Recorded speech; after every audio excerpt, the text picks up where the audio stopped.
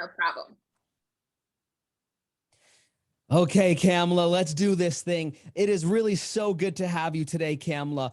A wonderful model coach helping women and people all over the world. I believe we met on Clubhouse. And then I said, Yes. you know what? It's about time that I have a professional model, full-time model come on the show and teach us or tell us a bit or two of not only about modeling, but also about your experience in life. So, Kamla, thank you for being here with us today. Of And I course. am Thanks for so having me. excited to have you.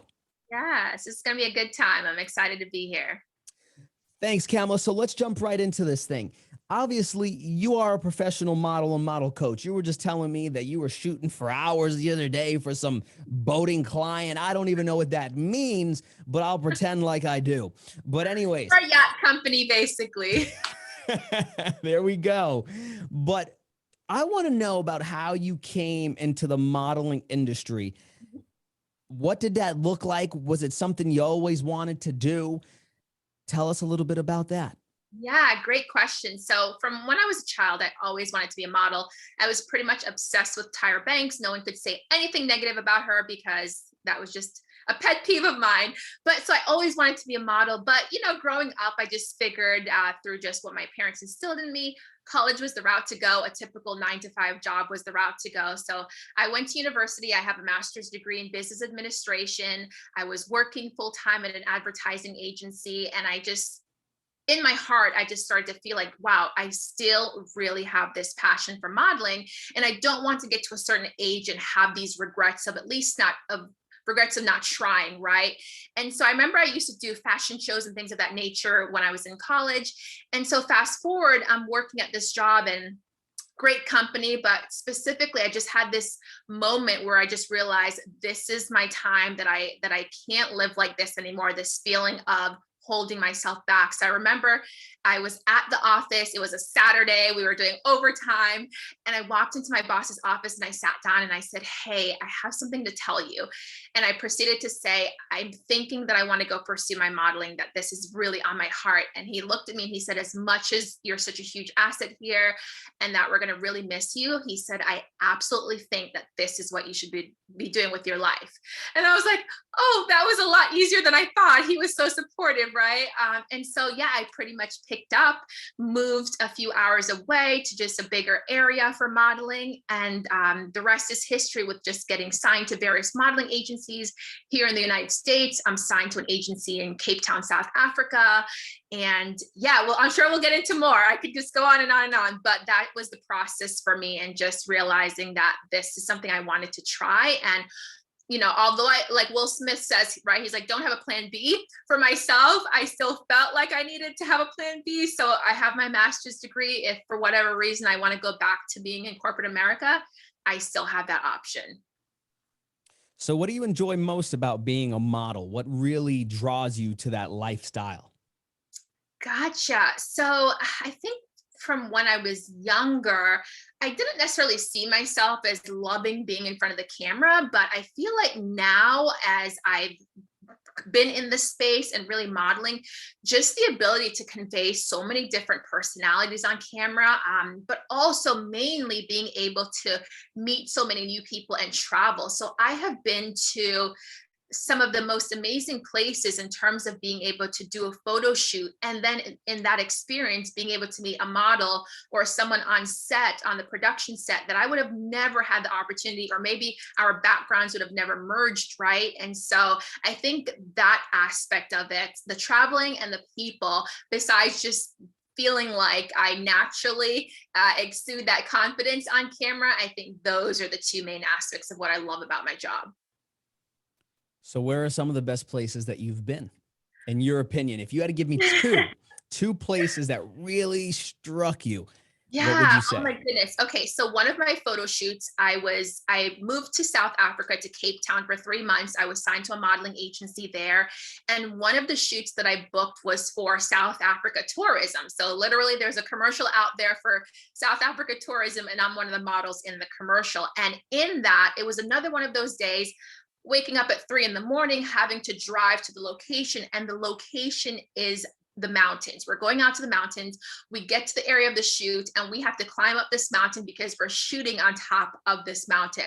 So as the sun is rising, the wind is super heavy. There's clouds completely surrounding us to where we can't move too much because it's literally dangerous. You could fall off the mountain. But as the clouds part and we can see the sun coming up, you look down, it's just the entire valley below you and all you see are these yellow flowers. So Cape Town has a special place in my heart with that memory. And then I'll give you another one. So the second location is the Exumas in the Bahamas. Just having that experience and going there and their waters. I mean, I'm Jamaican, so I'm used to nice water, but the Exumas was just a really amazing opportunity to go and work with that client. I think I was there for 5 days or so for that photo shoot. So that was amazing. I'm a little jealous. I'll visit those places eventually, but you got there I mean, first. listen, they're open to anyone. That is so cool that it's provided you with such great opportunity to travel the world. And I can hear it in your voice. You really enjoy what it is that you do. And that is a great thing to see. Now, tell me a little bit about the other side of modeling, the side that not many people know about, that not many people see. What are some of the challenges that you go through personally and challenges that you just see consistently throughout the industry? So I think there are multiple, but something that, I mean, maybe a lot of people understand this or maybe they don't, but in this space, right, there's a lot of rejection that comes with it. So when you think about, for instance, a corporate job, you may go for an interview, you get that job, and you may get rejected by a few companies, right? But eventually, typically people land somewhere. With modeling, you could literally go on 10 auditions and get rejected by all 10 of those clients, right? And that could all happen in one single week. And so it's just a matter of that perseverance within the industry until you start getting established enough to where you are booking more consistently or having clients that you've worked with before that loved your work ethic, loved how you were on set, and then they start to rebook you. So I think that aspect of the rejection, I'm considered more of a commercial lifestyle model, but especially in the fashion space, the high fashion models, they could potentially walk into a room and a designer will say, "Oh my God, you're too fat," even though this girl is a size 0 to 2. So that's not just right? a lie, huh? Yes. So in that sense, I think people really have to be mindful of their self-esteem. That's something that people have a hard time with sometimes in this industry. And then two, along with what I said about the inconsistency with the booking of the jobs or the rejections, when you have a corporate job like I once did, I was used to getting my paycheck every 2 weeks, right? Every Friday. And with modeling, our contracts with agencies actually say that a modeling agency has 60 to 90 days to pay you legally based on your contract. So you may do a job, the client pays the agency, then you have to wait for the agency to pay you.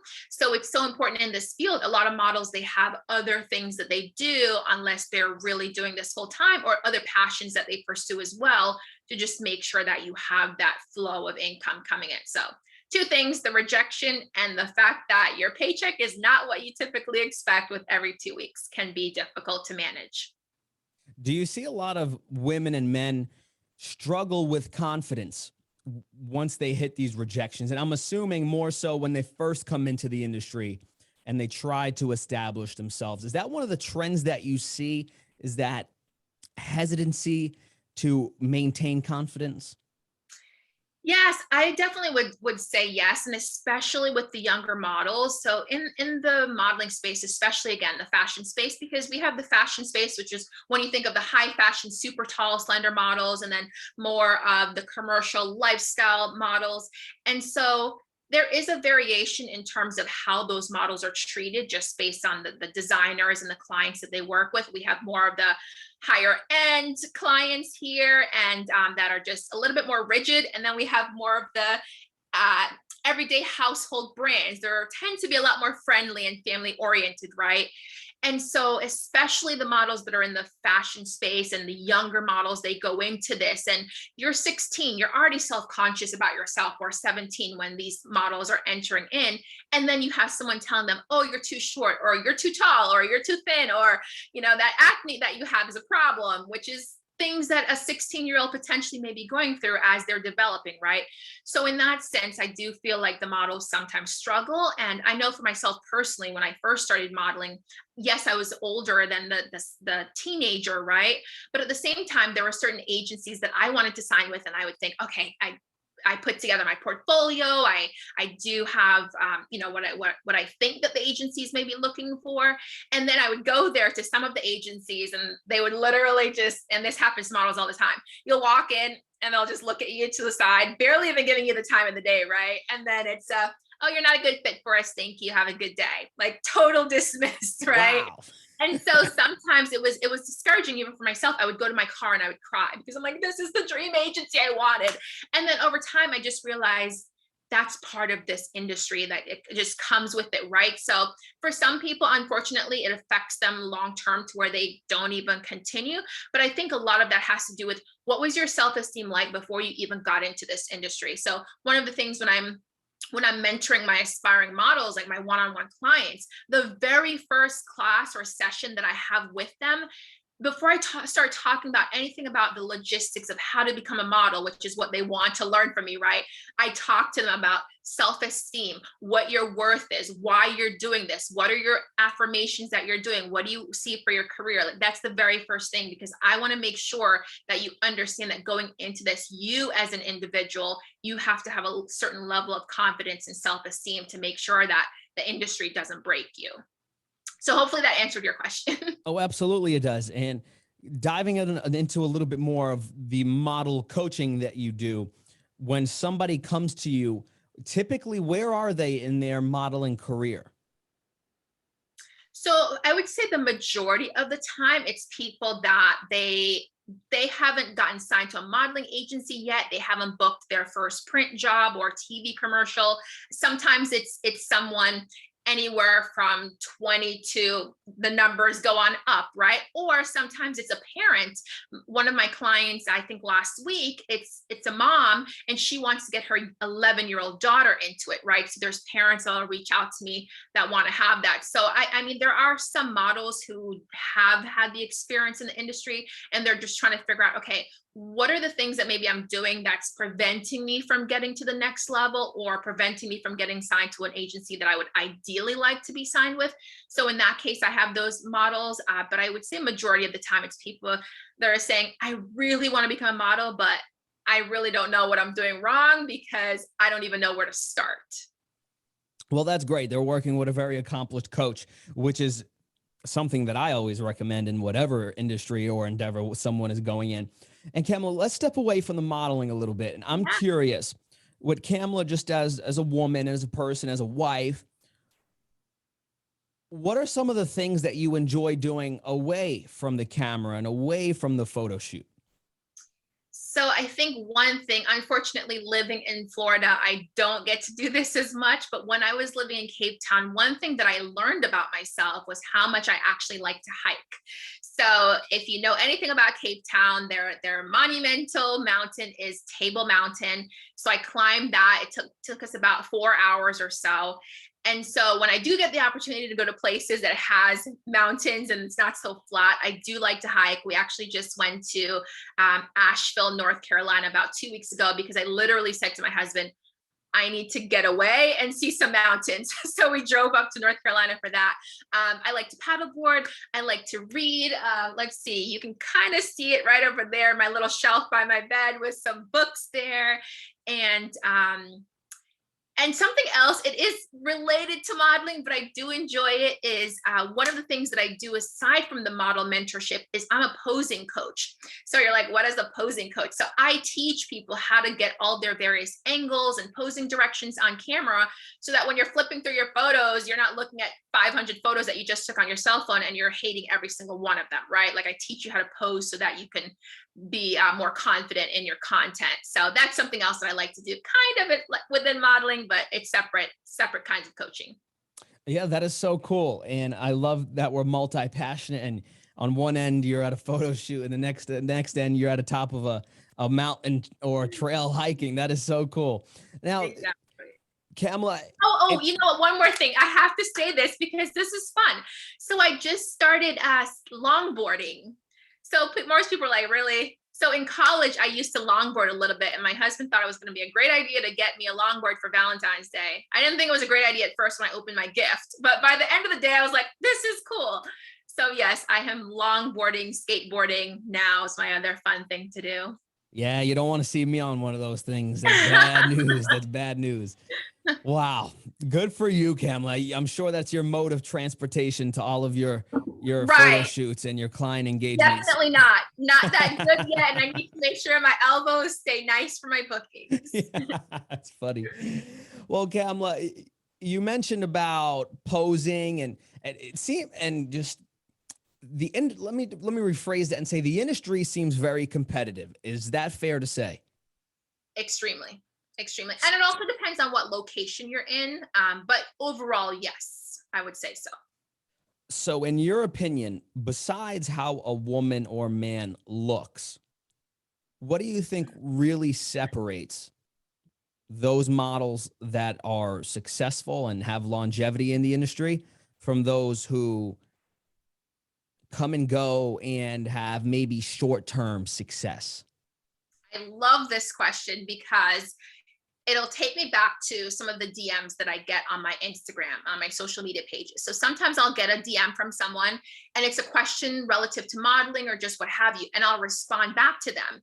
And they come back to me, mind you, they've taken the time to send me a message. But when I respond to them, their first thing is, oh my gosh, you actually responded. I didn't think you were going to respond. But yet they took the time to send the message, right? Hoping secretly, I guess, that I would respond.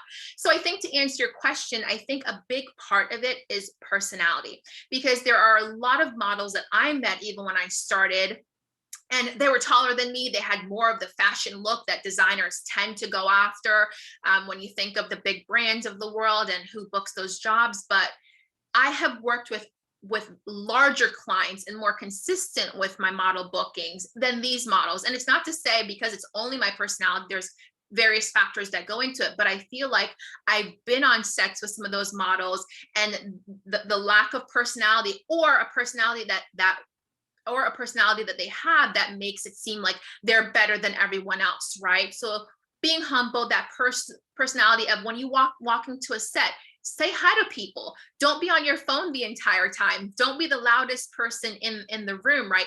Showing up on time is a huge thing. You know, sometimes models, they make all of these excuses and they think, oh, I'm a model, I can do whatever. And they're hiring me because I have this gorgeous face. And at the end of the day, there are thousands of gorgeous faces around that the client can replace you with, right? So if you're constantly showing up late, those models, a lot of them I've seen slowly but surely fall away. Or if they continue to work, it's always with a new client, and then that new client figures out this is not someone that I want to hire again, right? So they're not getting that repeat client booking. So I think those things, being personable, showing up on time, doing your job, listening to the client. So a good example, that yacht client that I was telling you about that I was working with a few weeks ago, at the very end of the shoot, the client came up to me and they said, hey, thank you so much for your professionalism. We noticed. And that was because while we were shooting, the client kept asking the models. At the beginning, they told us we could take a few photos and then put our phones away. Well, some of the models kept taking their phones out over and over again. And then that was prolonging the shoot because they would have to stop. And so in that sense, the client realized that I wasn't constantly taking my phone out. And they made a note of that to me by the end of the shoot. So things like that, little details like that makes a difference. Just be a professional. That is something that I feel like it'll just help you in any aspect of life. Exactly. And Kamla, everything that you said applies once again to every industry, every job, no matter where you are. Consistent. Those are things that everybody looks for. One of the areas I'm curious about, since it is a very competitive industry, and you mentioned that sometimes you'll have a repeat client, and I would assume that a lot of these brands talk to one another and they're connected in one way or the other. Is relationship building very important within this industry? Yes. So in the sense of brands communicating with each other, of course, there may be some overlap there, but really in this industry, the one thing that models really have to be mindful of is when the agencies talk to each other, right? Or when other models talk to each other, because once you have a reputation out there of always being so late, or even with photographers are really well connected with each other. So if you're a diva on set with one photographer, well, guess what? That photographer then works with 5 different brands. And when a photographer is potentially in a meeting with a brand and you're one of the photos that comes up, they're like, oh, don't pick her, don't pick him. I was on another shoot with him and he was a total diva or a diva on set. So in that sense, the relationship building, it's like, okay, what impression are you putting out there? How are you communicating with people? How are you following up with people?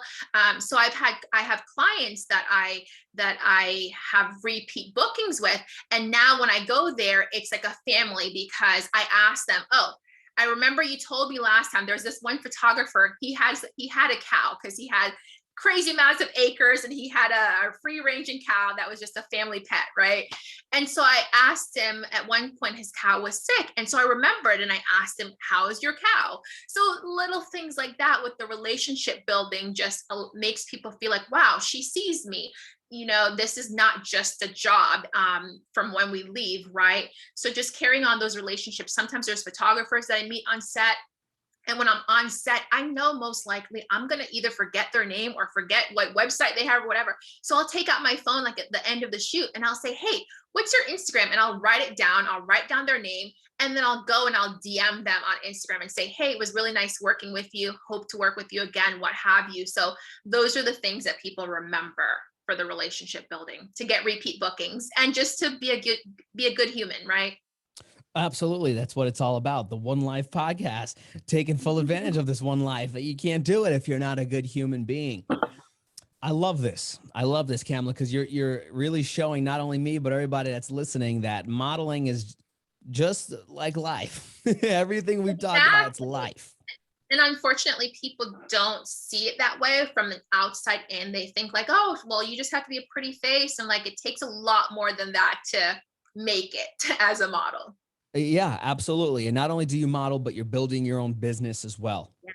Yes. What have you found, either now or when you were first creating your business, that was most challenging about growing it and just getting it off the ground? Because that's where a lot of people struggle. Yeah. Oh my gosh. Total honest moment, the limiting beliefs, right? The mindset shift. Thinking that, I remember people would reach out to me and they would say, oh, you should be a model mentor. You should be a modeling coach. And in my mind, I'm thinking, I don't have enough knowledge to really educate someone else. I mean, I'm kind of going about this and doing it. And then along the same token, people would tell me, oh, you should write a book. There's not much content out there, which is why people come to me, because if you do go out there and you try to Google information about modeling, there's not a ton of information. There's not a ton of people who spend the time to educate and mentor other models, right? And so I would think, I don't have enough information to write a book. And one day it was just another God moment. And I started writing the book. Well, it turned out I had 150 pages by the end of it. And my editor was like, all right, I need you to stop writing. No more writing. But I had this limiting beliefs that I wasn't good enough, or that I didn't have enough information to help people, right? Like, who am I to tell people that I'm an expert in this space? But quite honestly, a lot of models don't share this information because of the competition, right? And not to say that every model sees each other as competition, but largely in our space, it's like, people think, well, why are you going to tell them X, Y, Z? Because now that's your competition. They look like you, they have curly hair, they're black. And it's like, there's going to be work for people. At the end of the day, someone may look somewhat like me, but they don't look exactly like me, right? They don't have my exact personality. And so I realized that, okay, I needed to really work on my mindset shift to just realize that I do have this knowledge. And quite honestly, once I started getting clients and people started hiring me to be their model mentor or their posing coach, what have you, and then I would get testimonial videos back, I realized, oh, wow, my little quote unquote little information was actually a lot of information to people who really were struggling in this space. So in terms of that mindset shift, what were some of the things, or even today, to this day, how do you cultivate and maintain a positive mindset and keep on going when I'm sure that things are not always the easiest, because we're all in this thing called life and it's not always easy? Of course. So there are some days that are better than others. I'll say that, where I'm just like, all right, yes, you have this, you know, everything that you want is going to happen and X, Y, Z. And I'm on this positive train. And then other days, not so positive, right? So one of the things that I really like to do are my affirmations. And I'm really big when I say my affirmations. I don't beg and plead and say, oh, I can't, or I wish that this would happen, or whatever the case is. I speak as if it's already happened. So I'll say, I'm so happy and grateful now that I booked a campaign with Target, and I'm putting it out there even on your podcast because Target is a huge goal of mine to book a Target campaign. So I'll say things as if they've already happened, right? Speaking it in the presence. And so sometimes, regardless if I'm around the house doing things, I'll just turn on my phone and listen to affirmations that just play on repeat, right? So that it's constantly in my ear. And then obviously, I think it's really important with the people that you surround yourself with, because if you're surrounding yourself with people who don't see your vision, or sometimes when you don't even see your own vision, it's important to have people around you that can say, listen, I totally see this in you. Like how my boss I mentioned earlier, he said, I totally see this career for you, right? Even when I was doubting myself when I walked into his office. So I think that constant message to myself, and then the people who instill that greatness into me as well, is important for my sanity because it fluctuates, it goes in ebbs and flows. Oh, absolutely. And that's the beauty of being a human. That's what happens to us.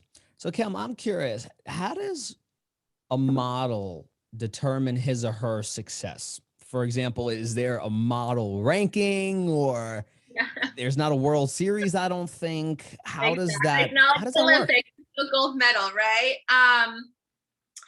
I think if you were to ask that question to every model, you may get a different answer, right? Because, for instance, some people may say, oh, my success is based on how much money I've made that year. But some of those models that are making top dollars and they're considered supermodels, you see them in the tabloids and they're super unhappy. They're constantly in 20 different relationships, or they're on some kind of drugs or whatever the case is, right?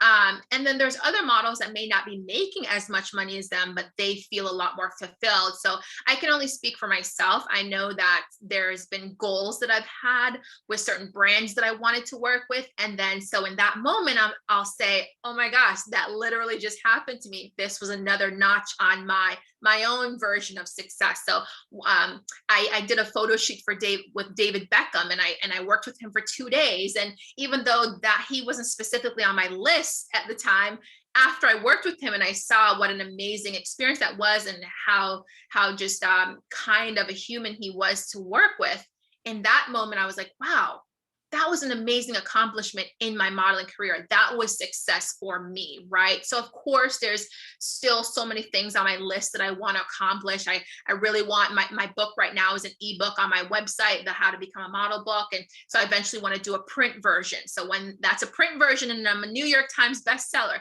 that'll be another option or version of success for me as a model, right? So I think the answer is going to vary. And as my life changes, the answer will vary. Of course. And speaking into existence, I love it. Kamla, what is the name of the book? It's called How to Become a Model. Very straightforward, because that's what everyone messages me, and they say, hey, how do I become a model? So that's the title of my book. It's on my website, Kamla-Kay.com. Awesome. And Kamla, in terms of your life, and sounds like you're living your dream. You're doing something that you love to do when you were, or you aspired to do when you were a child, looking at Tyra Banks. Now people are probably looking at you as their Tyra Banks, which is pretty cool as you're explaining it here. What have you had to give up in order to get to where you are now? Some people give up their health. Some people give up relationships. What has it been for you, or have you not had to give up anything? Let's see. I think in terms of what I mentioned earlier, in terms of the stability. So I had much more of a structure. I think that would be a good example.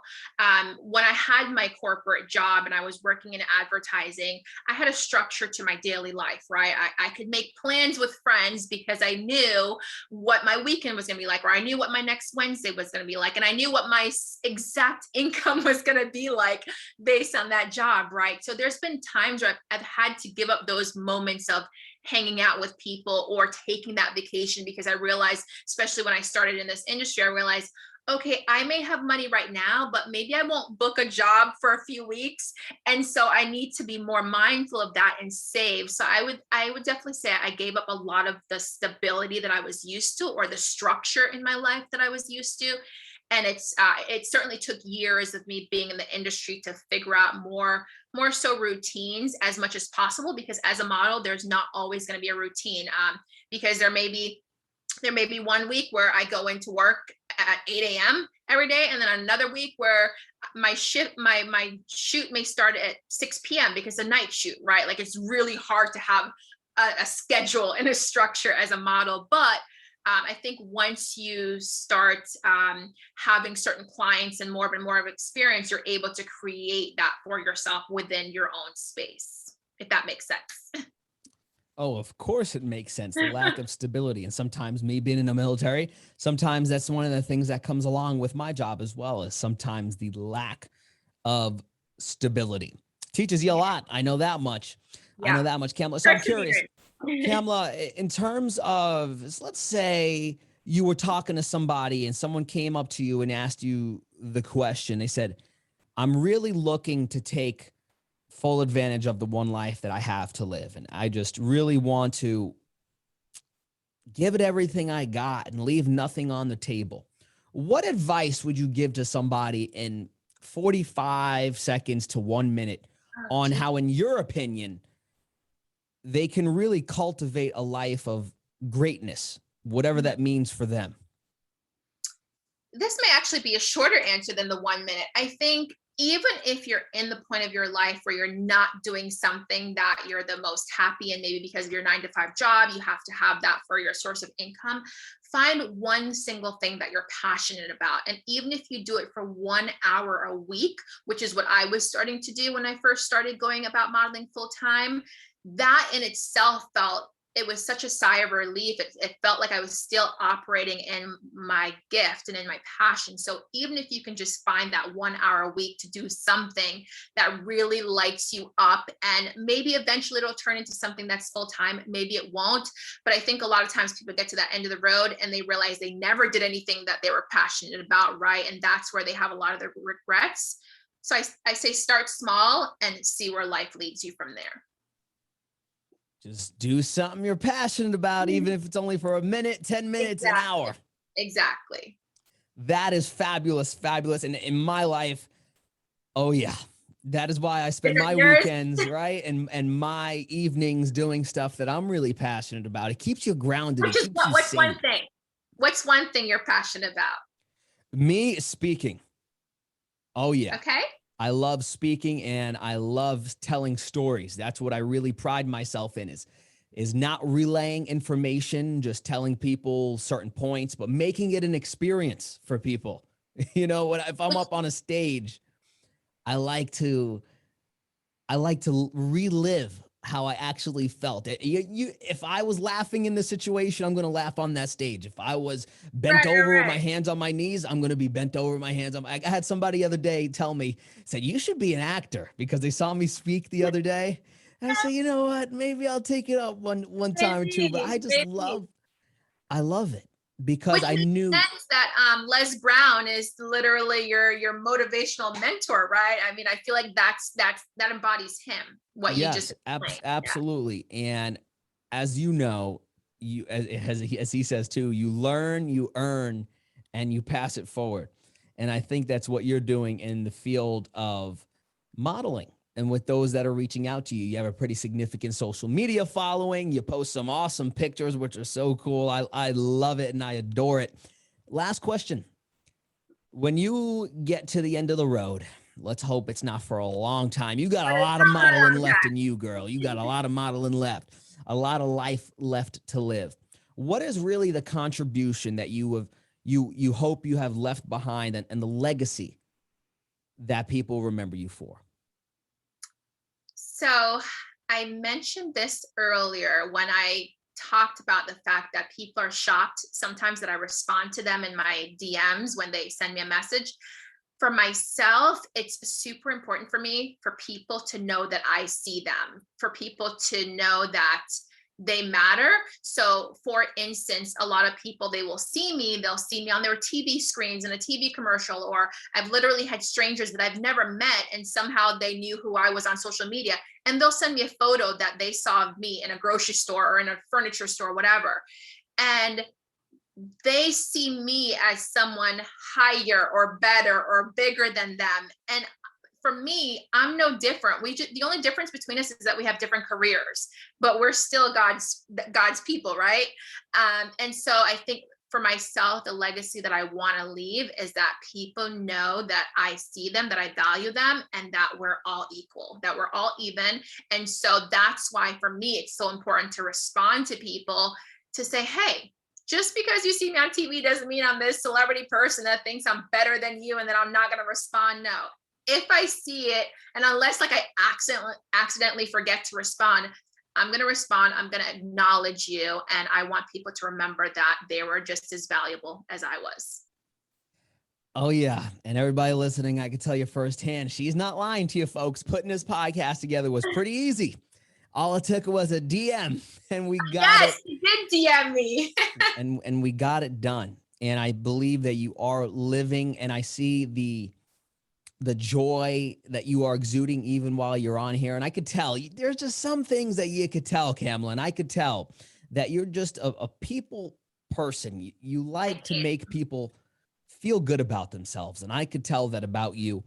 And you are living your legacy right now. And I know you'll like this quote. John Leslie Brown, Les Brown's son, he says that a legacy is how people will remember you. A dynasty is why people will never forget you. And I believe that you're building a dynasty, not only a legacy, because you're a lot more than just what people see on TV. So, Kamla, I want to thank you for being here with me today, and my audience and everyone that's listening. I learned a whole lot, not only about modeling, but about life in general and how similar modeling and life as a whole really is. So thank you for all that you've done today. This has been incredible. And I can't wait to see you on a Target poster, or I don't know what commercial. I'm going to see you with the dog, with the Boston Terrier. You're going to be walking him or something. And I'm going to say, I had her on the show. Had her on my podcast. Well, thank you. This is awesome. Thank you so much. And I really look forward to talking more and learning even more from you in the future. Of course. If anyone wants to reach out, just go to my website, Kamla-Kay.com, or just say hi on Instagram. I'll say hi back. You got it, folks. And if you want any of this information about Kamla, it's all going to be in the show notes as well. We're going to hook you up because you need some Kamla-Kay in your life. See you later, everybody.